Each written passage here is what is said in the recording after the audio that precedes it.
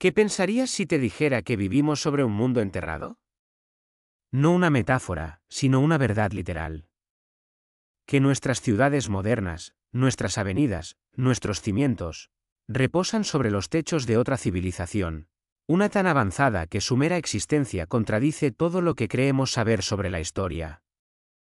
La idea parece absurda, imposible, un delirio arqueológico. Pero a veces la verdad se esconde precisamente en lo que nadie se atreve a mirar, bajo nuestros pies. La superficie de nuestras ciudades está llena de señales que pasamos por alto. Ventanas medio enterradas, puertas que conducen hacia abajo, escaleras que descienden en lugar de subir. No se trata de ruinas antiguas, sino de edificios que todavía están en uso.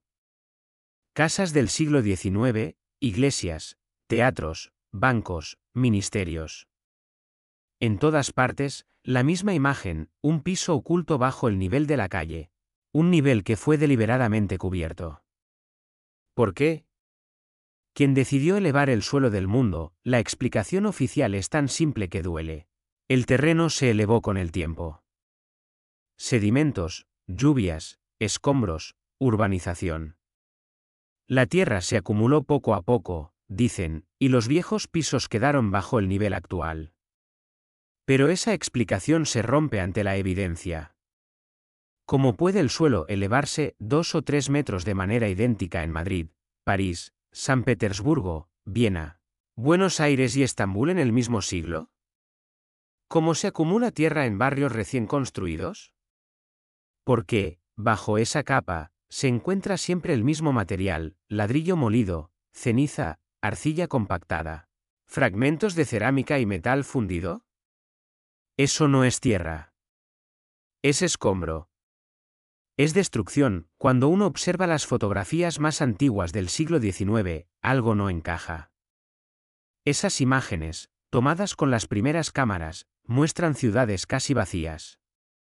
Calles recién empedradas, edificios imponentes, y sin embargo, en la base de esas estructuras, el barro ya cubre las ventanas. En muchas fotos se aprecian montones de tierra a los costados, huellas de palas, andamios improvisados.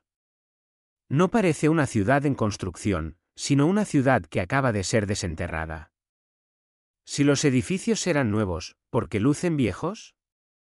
Si fueron terminados hace poco, ¿por qué sus cimientos ya están hundidos? Algo no cuadra en la cronología que nos enseñaron. Los arqueólogos hablan de capas culturales, de acumulación natural de materiales urbanos. Pero esas capas tienen una estructura anómala. En lugar de mostrar un crecimiento progresivo, presentan un único estrato masivo, de aproximadamente 2 o 3 metros, formado en muy poco tiempo. Ese estrato cubre las mismas décadas, 1810, 1820, 1830. Luego, por encima, aparece el nuevo siglo, limpio, uniforme, moderno. Todo lo que hubo antes desaparece bajo esa costra de barro y polvo. Es como si alguien hubiese decidido cerrar una época con una pala gigantesca en el subsuelo de las ciudades. Los obreros siguen encontrando pasadizos, bóvedas, escaleras que descienden a habitaciones abovedadas con mosaicos, relieves y columnas. Los informes municipales los llaman sótanos antiguos, depósitos, alcantarillas. Pero cuando uno observa los muros, comprende que no fueron diseñados como almacenes. Están decorados con el mismo estilo de los salones principales. Tienen ventanales orientados a la luz, suelos de mármol, techos tallados. No son sótanos. Son los primeros pisos del mundo anterior.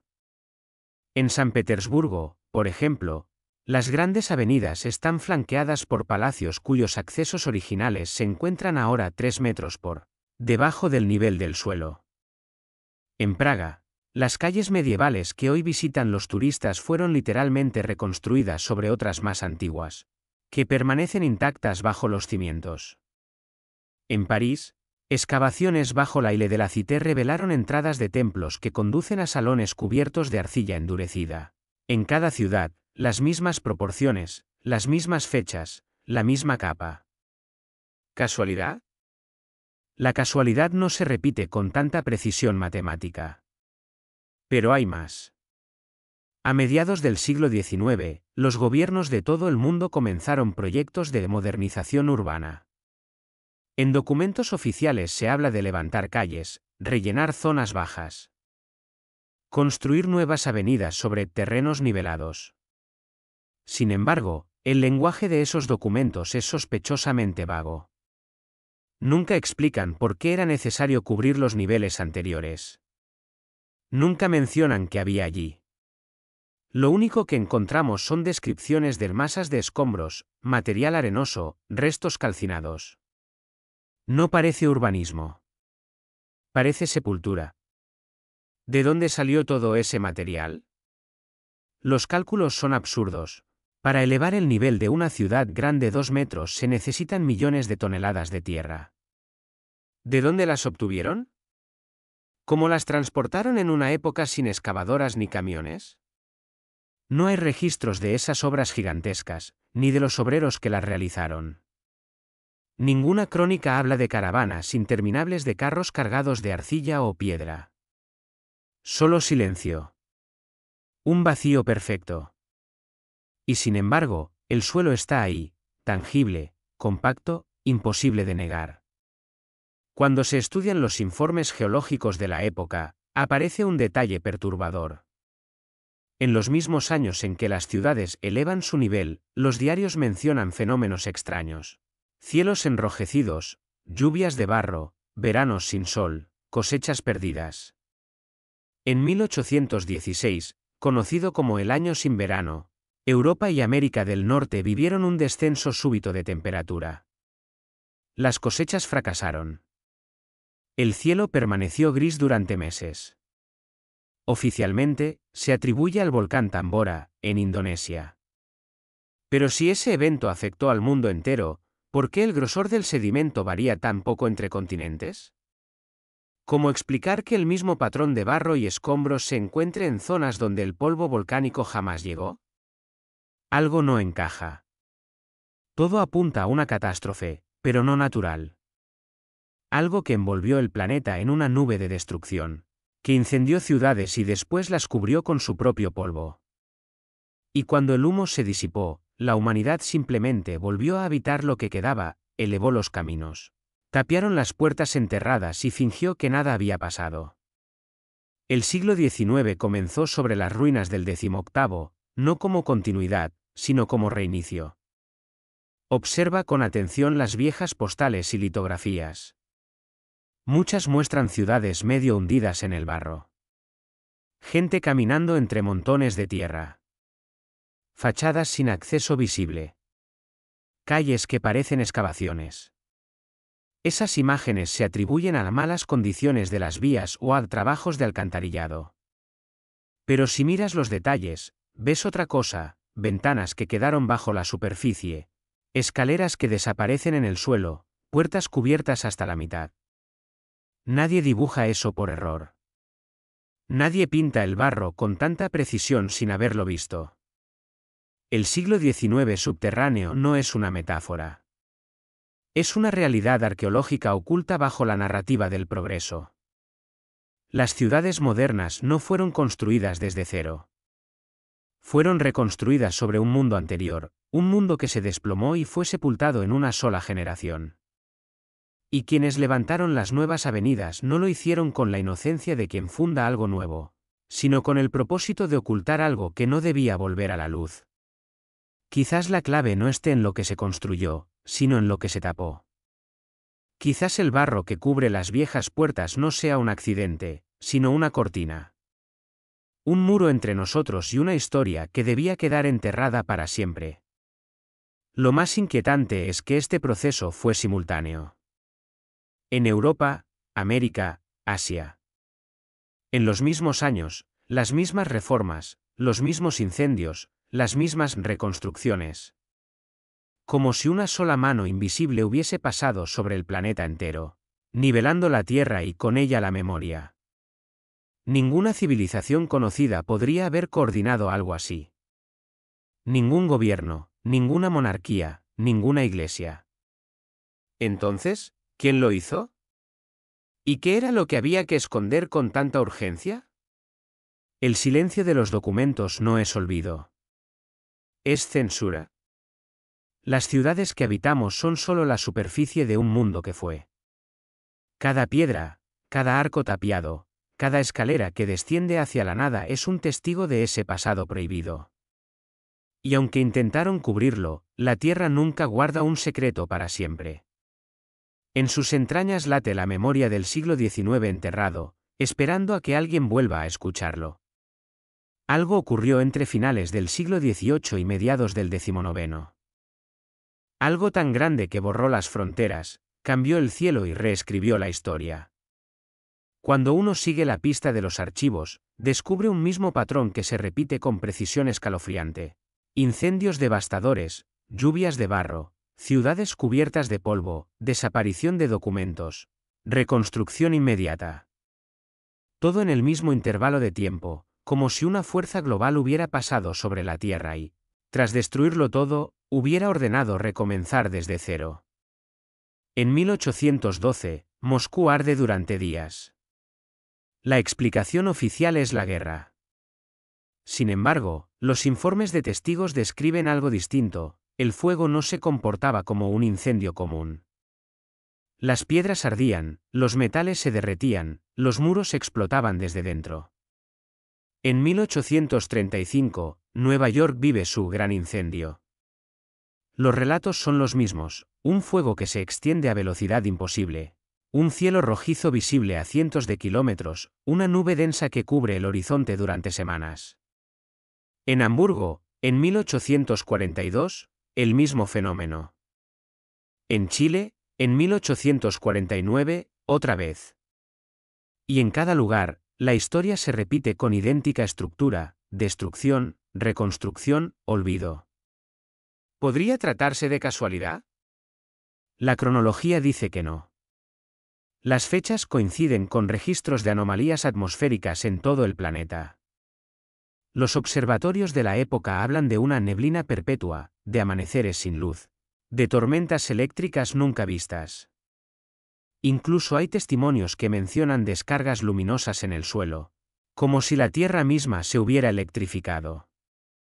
¿Qué clase de fenómeno podría haber provocado semejante caos a escala global? Los historiadores apuntan a erupciones volcánicas, a epidemias, a guerras. Pero ninguna explicación logra unificar los hechos. Ninguna explica por qué el patrón de destrucción y reconstrucción es idéntico en lugares tan lejanos. Hay algo más: después de cada catástrofe aparece una oleada de modernización. Nuevas leyes, nuevos planos urbanos, nuevos sistemas de medición. En Moscú, París, Londres y Viena, la orden es la misma: nivelar el terreno, derribar edificios antiguos, construir calles rectas, avenidas amplias, fachadas uniformes. ¿No te parece extraño que el impulso por modernizar el mundo surgiera exactamente después de una ola de destrucción global? Es como si el desastre hubiera sido el punto de partida, no el final. Como si alguien hubiera aprovechado el caos para imponer un nuevo orden. ¿Pero qué tipo de catástrofe fue esa? Los relatos de campesinos, sacerdotes y marineros describen fenómenos que hoy llamaríamos imposibles. Hablan de un viento ardiente, que avanzaba como una ola, de un rugido que no provenía del cielo, sino del subsuelo, de luces que aparecían bajo el mar, de montañas que parecían brillar desde dentro. En América del Norte se registraron tormentas de fuego, bolas luminosas, nubes de polvo que oscurecieron el día durante semanas. En Europa, se habla de nieblas eléctricas, que cubrieron los campos y dejaron una capa de ceniza en los cultivos. En Asia, el mismo relato, palabra por palabra. Los científicos modernos descartan esas crónicas por considerarlas exageraciones o errores de observación. Sin embargo, ¿cómo explicar que sean idénticas en lugares donde no existía comunicación alguna? En los archivos de Madrid, Lisboa, Roma o Varsovia se repite la misma frase: el aire se volvió fuego. Si fuera un fenómeno local, los testimonios serían diferentes. Pero no lo son. Todo indica que fue un evento planetario. Algo que transformó la superficie del mundo. Y cuando el polvo se asentó, el planeta entero parecía otro. Las montañas se habían agrietado, los ríos habían cambiado su curso, los lagos desaparecieron. Las costas se modificaron.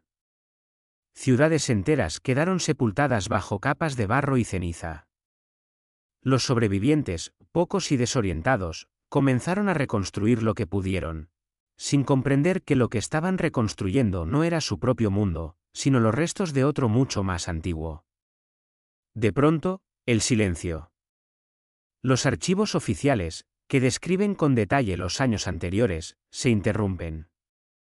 Entre 1810 y 1840 hay un vacío. Libros perdidos, crónicas cortadas, mapas sin fecha. En muchos países, la historia parece detenerse y luego, como si nada, continuar con un siglo nuevo. A esa pausa la llamaron progreso. Pero la cronología muestra algo inquietante. En 1800, la población global se calcula en apenas 900 millones de personas. En menos de un siglo, el número se multiplica por 7. Ninguna sociedad en la historia ha crecido tan rápido. Ninguna, salvo una que intenta repoblar un mundo vacío. El crecimiento demográfico repentino no fue natural. Fue una recuperación. Un rebrote después de la extinción. Los censos muestran que entre 1750 y 1850 la mayoría de las ciudades pierden entre el 60 y el 80% de su población. Luego, de repente, reaparecen millones. ¿De dónde salieron? La historia oficial guarda silencio.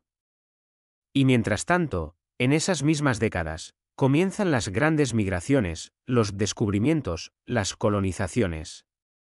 Pero ¿y si no fue expansión, sino retorno? ¿Y si la humanidad, tras la catástrofe, simplemente estaba reocupando el planeta? El paisaje del siglo XIX temprano lo delata. Los primeros grabados industriales muestran ciudades vacías, avenidas sin gente, plazas donde apenas hay caballos y niños. No hay multitudes, no hay tráfico, no hay vida. Solo estructuras monumentales y un aire de desolación. Si esas imágenes son reales, entonces el siglo XIX no fue el nacimiento de la modernidad, sino el amanecer de una humanidad que acaba de sobrevivir a su noche más larga. Imagina el silencio después del desastre. Los pocos que quedaron despiertan entre ruinas, sin saber qué ocurrió. A su alrededor, edificios ennegrecidos, techos caídos, montones de polvo. No hay señales de guerra, ni cuerpos, ni ejércitos. Solo destrucción sin causa visible. Ellos no sabían que estaban viviendo sobre el cementerio de una civilización. No sabían que ese silencio sería el punto cero de una nueva historia. Poco a poco comenzaron a limpiar, a excavar, a descubrir los niveles antiguos bajo el barro. Y allí encontraron las ciudades que creían propias, templos, palacios, carreteras, estructuras imposibles para su nivel técnico. En lugar de reconocer que habían hallado algo que no podían haber construido, decidieron apropiarse de ello. Dijeron, lo hicimos nosotros. Así nació el mito del progreso. Así comenzó la mentira más grande de la historia humana. La catástrofe fue borrada, sustituida por relatos de incendios, guerras y revoluciones. Pero las fechas no encajan. Los mismos años aparecen en los registros de destrucción de todos los países. Lo que llamamos guerras napoleónicas, revolución industrial o expansión colonial, quizá no sean más que los ecos de un mismo evento global reinterpretado para dar sentido a lo incomprensible. La humanidad necesitaba una narrativa para no enloquecer ante el vacío. Y así nació nuestra cronología moderna. Pero el pasado no desaparece tan fácilmente. En los cimientos, en los túneles, en los planos antiguos de las ciudades, aún se conservan fragmentos de ese otro mundo. Techos bajo los suelos, calles enterradas, escaleras que descienden a la nada. Son como heridas fósiles, cicatrices de un planeta que fue cubierto con tierra para empezar de nuevo. Los arqueólogos lo llaman estrato antrópico. Nosotros podríamos llamarlo tumba. Cuando uno se asoma a esos niveles, siente algo distinto. No es solo curiosidad. Es una extraña sensación de familiaridad, como si el aire recordara. Tal vez porque, en el fondo, ese mundo no nos es ajeno. Somos sus descendientes, sus sobrevivientes, sus herederos inconscientes. Vivimos sobre sus techos, caminamos sobre sus templos, respiramos el polvo de su final. Y aunque nos digan que fue hace siglos, todo indica que ocurrió ayer, en términos históricos. El siglo XIX subterráneo no es un mito ni una metáfora. Es el reflejo de un trauma colectivo que la historia se empeña en negar. Un trauma que reescribió la civilización desde sus cimientos, que cambió la memoria del mundo y que aún palpita bajo el asfalto, esperando que alguien tenga el valor de excavar un poco más hondo. Cuando el polvo de la catástrofe se asentó y el silencio se apoderó del mundo, los supervivientes miraron a su alrededor sin comprender. Los templos seguían en pie, las torres se alzaban sobre el barro, los caminos estaban cubiertos. Pero las ciudades parecían vacías. No había ejércitos vencedores ni derrotados. Solo un planeta mudo. La humanidad había perdido su memoria.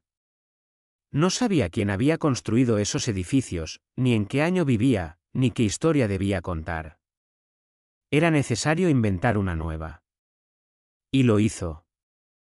Entre 1820 y 1850 surgieron instituciones con nombres casi idénticos en todos los países, academias nacionales, institutos de historia, comisiones de cronología, archivos reales.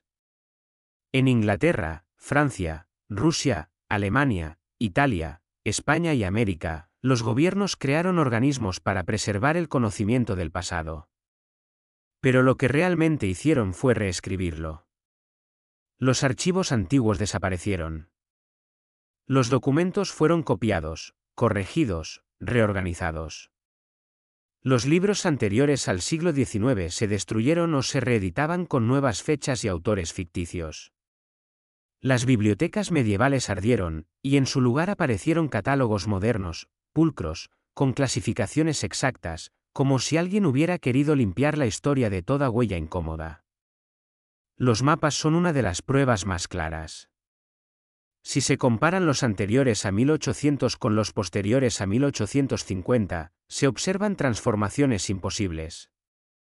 Ríos que cambian de curso, montañas que desaparecen, ciudades que surgen de la nada. América del Sur, África y Asia fueron redibujadas por completo. Y cuando alguien preguntaba por los originales, la respuesta era siempre la misma: se perdieron en un incendio. Los incendios, una vez más. Las llamas como herramienta de purificación. Pero ¿quién necesitaba limpiar el pasado con tanta urgencia? Mientras los archivos ardían, los nuevos cronistas escribían desde cero. Nació la historia universal. Por primera vez, la humanidad se organizó en una línea de tiempo continua: antigüedad, Edad Media, Renacimiento, modernidad. Antes de eso, ningún pueblo había concebido una secuencia tan precisa. Fue una construcción reciente, impuesta desde arriba para dar sentido a un mundo que acababa de reiniciarse. En ese relato, los siglos oscuros llenaron el vacío que dejó el cataclismo. Los imperios antiguos se convirtieron en recuerdos lejanos, los genios del Renacimiento en puentes entre la ruina y el futuro. La humanidad se otorgó una historia coherente, aunque fuera inventada. Lo más inquietante es la sincronía. Todos los países adoptaron la misma cronología, las mismas fechas, el mismo calendario. Hasta las religiones adaptaron sus eras a la nueva escala temporal. Era un ajuste global, como si una sola autoridad invisible hubiera decidido el punto cero del tiempo moderno. ¿Podría haber sido un acuerdo científico? Es poco probable. En el siglo XIX no existían medios de comunicación que permitieran coordinar reformas simultáneas en los 5 continentes. Sin embargo, ocurrió. En esos mismos años, la imprenta se multiplicó. Aparecieron millones de libros antiguos, supuestamente escritos siglos atrás, pero impresos con tipografías modernas.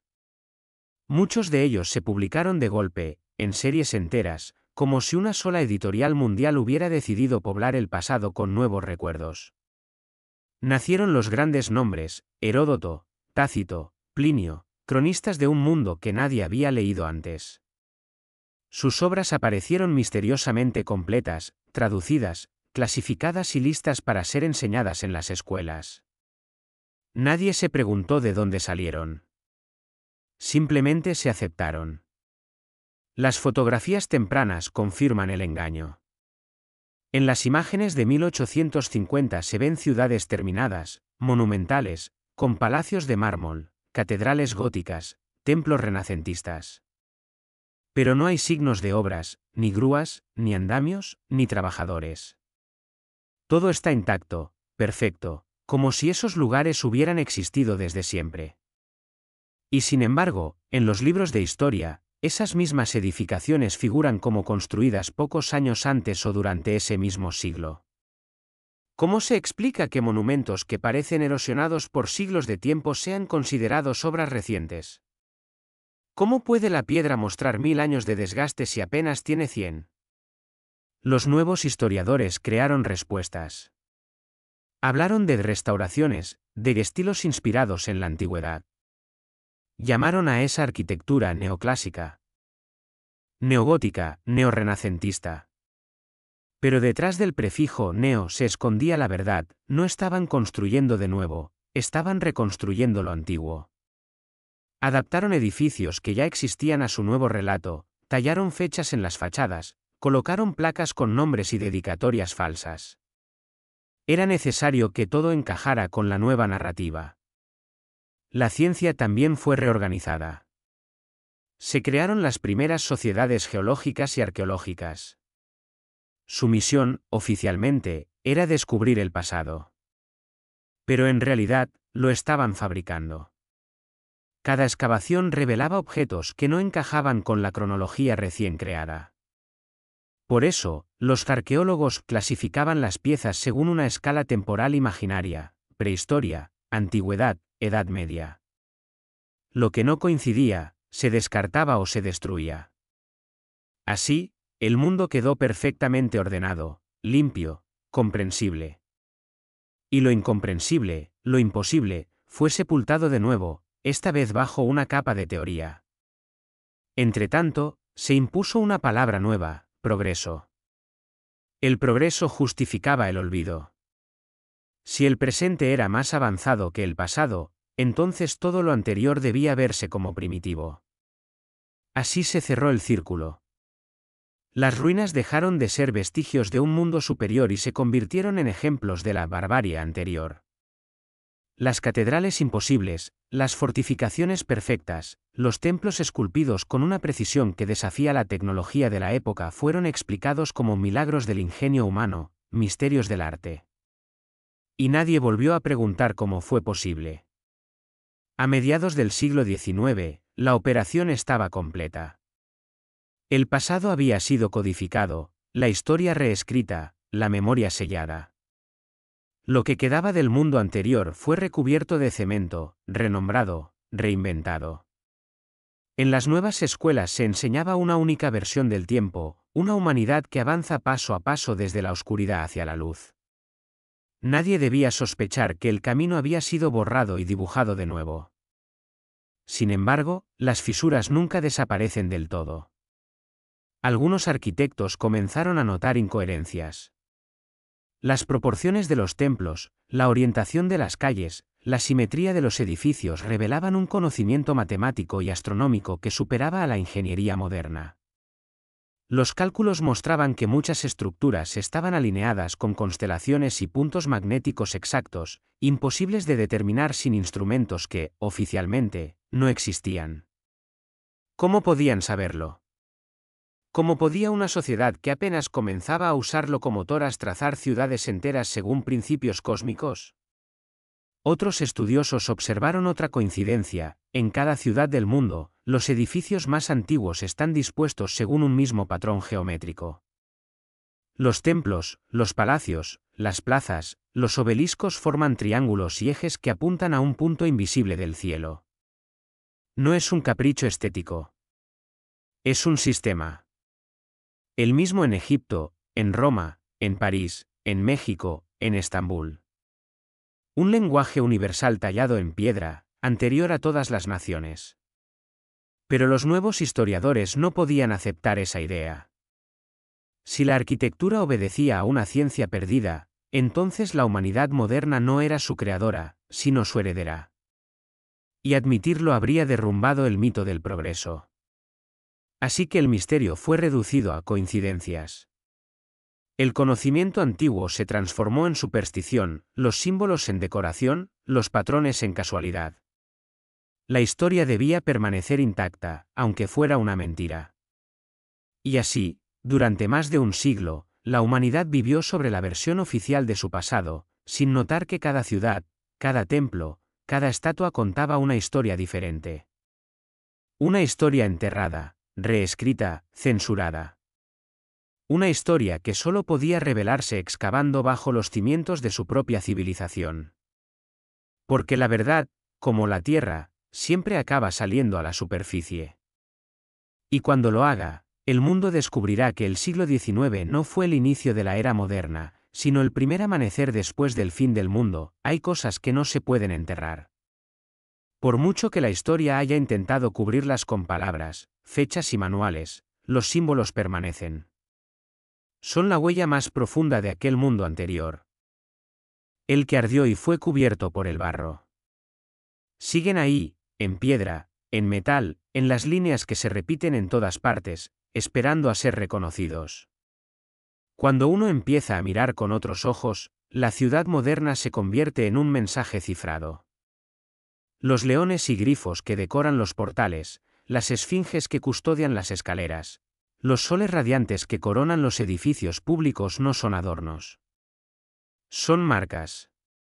Son advertencias.